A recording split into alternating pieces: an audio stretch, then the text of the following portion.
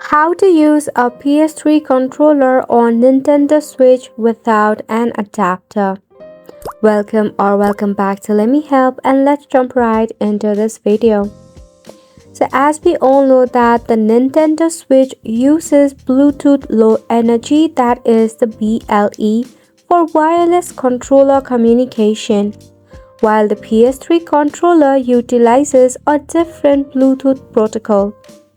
This means that unfortunately you cannot directly connect a PS3 controller to a Nintendo Switch without an adapter.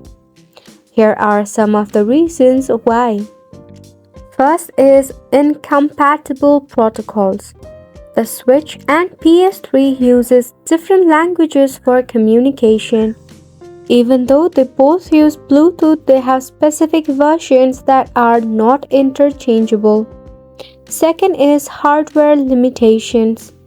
The Switch is designed to work with its own controllers and licensed peripherals. It lacks the necessary internal hardware to understand and respond to your PS3 controller signals.